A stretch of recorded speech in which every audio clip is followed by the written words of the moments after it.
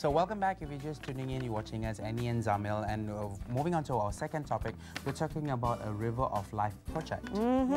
And just to welcome our guest in the studios, of course, the man in green, we don't need to welcome him at all. He's completely known to everyone. But you know what? Let's just say hi to Matthias Gelber, Green Man, and of course, next to Matthias, we have a new person in the studios, Mr. Scott Dunn. Excuse me for my excuse me for my voice. Vice President of Director of Development for AECOM Malaysia. Good morning. Good morning. AECOM, right? Apa khabar?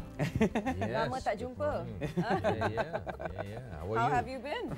I've been good. I've been traveling to Iran and to Doha to give some green talks recently. That was good fun about how we can make the planet a better place. So the usual story, you know, that's my mission. And it's great to have AECOM here today with the River of Life project, which is one of my favorite projects out there, because it's trying to bring everything together, of turning something that is at the moment maybe, you know, a slightly smelly river, which could be seen as a, you know, a problem when you walk along. And which is probably one of the biggest challenges for every city, right? Yeah, when it comes to river and water and all that. Yeah, so tell us about this River of Life project. I think I'll start off with how I came across AECOM. I think it was about 5 or 6 years ago in Hong Kong, and they were doing a lot of development projects there, where they are working with the challenge of how can you best bring the different disciplines together to help a city with its development challenges. And I think KL is in that situation at the moment. You've been working in Singapore, in Korea, on similar projects with rivers, how we can turn the water into an asset that actually helps people. I mean, if you sit at the moment on the Klang River, you know, it's not a very pleasant place to sit, but if you look at other cities, it's a massive real estate asset value. It's actually the place where people want to be, where they want to have romantic restaurants, and hopefully that will be a scenario of the future in Malaysia. You don't exactly feel like going and sitting next to the Klang River, do you? No, I don't think we do. Not yet, by the way. Not yet. So, Scott, coming to you, tell us a little bit about AECOM itself, and you know, the projects that you've done thus far, and the collaboration you have with, of course, Matthias. Yeah, I mean, as Matthias mentioned, AECOM is a global provider of professional, technical, and management services, and we are in a lot of different end markets around the world. We've been involved with a lot of city transformation, and I think that's where really this starts, and especially in Asia context, where you have a lot of urbanization, globalization, and cities are densifying. And as that densification starts to happen, we've been working a lot in terms of how to do that in a way that people can actually live, work, and play together. And so I think that the way in which the city actually interacts with the water is critical to that, either a river, coastal line, the ocean, and how you position real estate to really take advantage of that environment. So in taking advantage of it, you need a clean baseline to start from. And it needs to be clean. You can't go down there and have dinner if it's going to smell, or if it's not taken care of. And I think that was kind of the starting point, at least looking at the Klang River and the whole Klang stretch, about how water is treated in the urban infrastructure. Right. So what sort of projects that AECOM has undertaken? Well, some of the projects, I guess, globally, we're working on some of the largest transformation projects right now. The World Trade Center site, we're involved in that as a project. We just have finished the first phase of the London Olympics. With that is now going into the regeneration phase. London Olympics is another project where it has a river as the core asset to that as a regeneration, urbanization. In Singapore, we've been working a lot on the MRT lines, the overall transformation of the Marina Bay, Greater Southern Waterfront for Singapore. In Hong Kong, we've been involved in the Kowloon redevelopment district and a lot of the urban infrastructure that's in Hong Kong. So these are major transformation projects that either government's involved with or the private sector is also involved with. Here in KL, we've been involved with the KV MRT project, and looking at how that's going to transform some of the communities within the Klang Valley. All right. Well, again, gentlemen, when we talk about river projects, you can do a whole load of stuff. You can bring in the awareness. You can talk about it till kingdom come.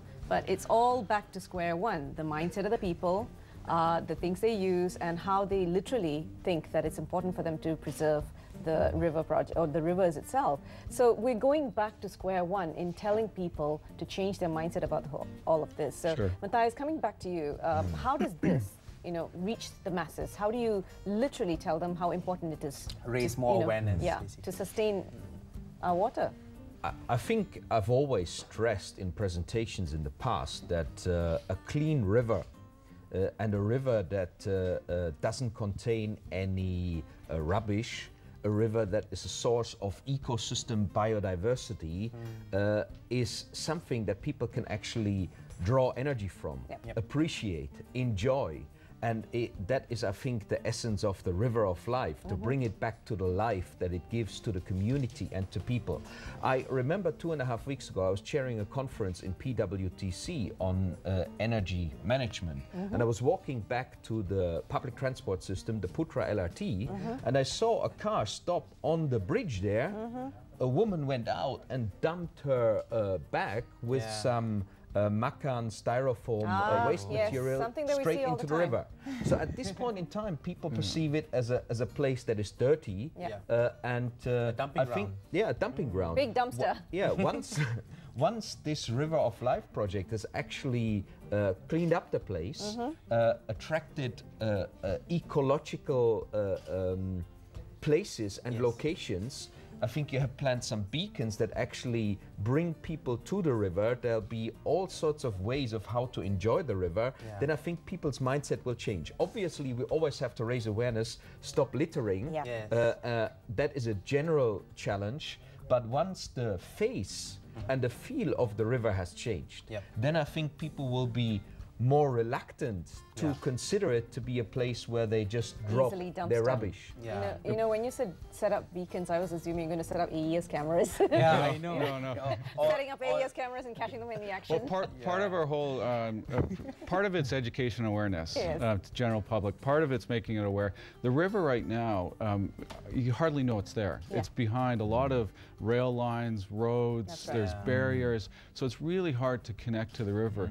And a big part of our whole vision and concept for the river was about care, about connecting, activating, regenerating, and enlivening the river itself. So with that, we're trying to create these eco corridors, and each eco corridor actually goes back into the adjacent community. And that's where the idea of the guiding galleries or guiding lights and beacon lights comes into the River of Life concept, where the eco corridor then will go back a couple kilometers from the river. And every time you see a light, you see a beacon light that may be 2-3 kilometers away from the river, you can get from that light down to the river and you could connect. You can connect safely. You don't have to deal with transport or transit, and you don't have to be a conflict with cars. So you can actually get down to the river itself. Then once you go along, we've got eco galleries, which tells the story of the transformation. So as part of that's the educational component. And then eco centers, which each one of those eco centers will have a function for visitors that come here. It tells the story of where you can go, what you can see. It'll have cafes, it'll have restaurants, and those are on the river itself. Right. This reminds me of my trip to Brisbane, where they actually used the river. What is it called? Cat. I think it was I wasn't there with you. They actually use the river as one of the modes of transportation as well, and it was a really beautiful experience. So is that one of the plans that you're going to do? On certain stretches of the river, we'll be able to have some boat activity. Part of the whole idea of the cleaning of the Klang Basin is that you can touch the water. So in certain parts of the river, we're breaking down the barrier and actually bringing people down so they can touch and interact with the water. And some areas you'll actually be able to go out on it. So we're doing some dams within the river, which will bring the water level up, and then that will allow people to actually go from one side to the next in terms of the stretch of the river. I actually think that the river itself and all the educational aspects of it will become an educational tool in itself. I mean, in the future, we will be able to bring school children there and show them this is how it used to be, and we will remember how it looked like, how it smelled like, and then suddenly the transformation and the change will revive people's belief that this is actually possible. And then we can compare, even from a commercial point of view, because I always tell people, if we go green in the first place, it's going to be saving us a lot of money. That's true. Yeah. The cleaning up will cost a lot of money, but the value of the property will increase so much that, you know, even economically, it makes a lot of sense. Yeah. So what will be the biggest challenge right now? Is it the major cleanup? Well, the biggest challenge, I guess, is, well, partly it's the time frame. I mean, the government's under a very aggressive time frame to actually have things started. And so part of the pressure is getting everything ready to actually start construction. So that part has been a major challenge. The second part, which is, you know, I guess a challenge, but it's more of, I guess, an opportunity in terms of the community, is engaging with the public. We ran a lot of stakeholder workshops where the public was involved in part of the design process in terms of what they were looking for. And with that process, there was a lot of positive interest for what was trying to happen and what we're trying to transform. And so with that is just the technical details of how we work everything out. Then the other component is we're starting around Masuk Jamek and Jamek Square, Chinatown, Peling Street, like that whole area, which is that's the starting point for KL. Masuk Jamek, where the Gombak and the Klang come together, that's the muddy water, that's Kuala Lumpur, and that's the starting place. In that you have, you know, hundreds of years of history that have built up. So when we start to dig into that, it's a lot of uncovering of all the different utilities, the infrastructure, and how we actually come up with a solution that integrates with that. That's a major challenge in terms of working through that. When you say hundreds of years of history, you don't mean the hundreds of years of muck that's right at the bottom, I'm sure. Not the muck. A lot of muck is being washed away. So there you go. Overall master plan. Let's hold that up to the camera. Maybe the camera can hold on to this one. So tell us a little bit about this. Scott, can you take us through this? So actually, the center part here is where the two rivers meet. So Masuk Jamek's in the center here. The Klang River that comes down and then goes all the way out to the ocean. And the Gombak River then comes through in here. Just in terms of areas, Duke Highway is here. Lake Titiwangsa is in here. PWTC is here. And then as you go down, then the center part, Masuk Jamek, Labo Pazar Bazaar, and then down to Brickfields, KL Central, and Mid Valley. So it's about 10.7 kilometers in total length. Scott, I'm looking at this whole master plan here. Just hold on to it, Matthias. Sorry, very sorry for making you do this. You're literally changing the entire infrastructure, or rather, correct me if I'm wrong, it looks like you're changing a lot of infrastructure there. It looks like you're adding on a lot of things, and there's a lot of land development as well. Correct. Is this going to change the original face of the entire area massively, or can we still relate to what is today to what might just come? Well, I think the transformation will be a positive step. The big part of this is the water. This whole river used to be used as daily activity. People used to boat up and down it, you'd eat on it. All the colonial buildings actually face it. Over time, people have turned the back to it. So it's become a flood channel. And the idea is to open that up and become a greenway. So the whole concept of being able to be up at Po Pond and take your bike from Po Pond and go all the way along the river down to Mid Valley without having to cross a road by either walking or cycling. That's kind of the main transformation to actually allow that to happen, which then gets into alternative modes of transportation. I look at this and I think, wow, Paris. Yeah. Oh, yeah. It's like, well, no, it's very much about getting out, getting more active, and then the other big idea is that at certain places we have different parks. So here we have One Malaysia Park, which is where we had the opening ceremony. The Prime Minister from the competition looked at all of the different schemes. And then we have a series of other green spaces along each one of these parks. So around parks and open space, we've tried to create more density and mixed use development so that people are living around the parks. We've done the same thing then with transit stations. We have some of the new MRT lines that are in the area. So around transit is density as well. Just to stop you there, very sorry.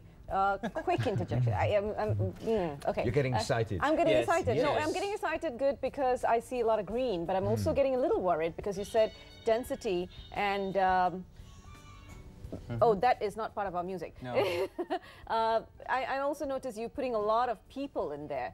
The one thing that I always believe that big cities need is a lot of greenery. Yeah. So would you be giving more emphasis to greenery, or are you giving more emphasis to people and greenery living together? Well, it's more the... You want to get the traffic out of town, isn't it? You don't want to crowd Well, it up ideally, so you want to get people to live and work within the downtown core, which then takes off the number of times you'll get in your car to go someplace, which will help to reduce traffic. So that the idea of actually living on the river, that you can live, let's say, in One Malaysia Park, and you can work down near KLCC, and you can actually walk, or you could ride your bike. So that the distance isn't that far, but you're actually able to do that through a connected open space system. Okay. So by allowing, I agree, you need to have the green space, but you can then create places that people can live and work around those green spaces so that they're actually used, and they're used on a daily basis. So it's going to be like a combination of green spaces as so well it's going to be well, the green itself is dedicated for open space and for the park, for the river connectors. Outside of that are development areas which are slated for development now. And what we've looked at in terms of the master planning is how that development can actually work with the transformation of the river itself. So you're creating economic value for the whole city core and a general demand in terms of living downtown. So will you be able to jog or walk the whole stretch of 10 kilometers? The whole stretch. The whole stretch. Well, it'll be... You have a dream. Oh, yeah. Exciting stuff. Well, the first parts of this will be coming up actually towards the end of the year, and that'll be within the Chinatown area and around Masik Jamak. So that's our focus area for the starting part. The second phase will actually be in the northern stretch, and then connecting from Duke Highway down, and that'll be happening over the next couple years in terms of that construction part to it. Well, gentlemen, this whole structure looks gorgeous. What is the time plan that we're looking at? Like, you know, how long will we see till he gets to job? The completion date. The completion, I mean, that's still being worked out in terms of an actual final date, but it'll be probably, I'd say, about 3 years or so, 3 to 4 years. I mean, you have to understand that it does take time in terms of the whole transformation of this scale. There's another layer to this, which is the overall Klang. So the River of Life project has 3 elements to it. One is the water quality. One's the beautification, which is this stretch here. And then the third aspect is land valuation and the increase in economic within downtown. So on the just on the overall river quality, the quality of the water, that's another program that's being done by other government agencies to improve the water quality, which will pass through here. Well, for more information, you can log on to the website www.riveroflife.com.my. That's right. In 3 years' time, I'm going to drag you. Either we go biking or we're going to go brisk walking along this river. You're assuming I'm going to drag you. I don't know where I'm going to be in 3 years' time. I'm not too sure where I'm going to go jog with him, but you know what? You can expect this in 3 years' time, Malaysia. It's going to be beautiful. You know, the whole infrastructure of Kuala Lumpur is going to change. It's going to be a lot more greener and a lot more conducive for you to reduce bringing in your cars, but, you know, take a bike downtown. Yes. Matthias, Scott, thank you so much for joining us this morning. It's been a pleasure. Yes. And the master plan looks absolutely gorgeous. We can't wait. 3 years' time. I'll take you on a tour. No pressure to AECOM. Back to the Thank you very much for joining us, and we wish you all the best. Keep us posted. You know, we might just pull you in for another quick talk on what's going on. In the meantime, you can log on at riveroflife.com.my. That's right. Okay, we are moving to the next topic, talking about investing in a good scheme. But before that, we have a really short break. Yep, we'll see you in a bit. Go away.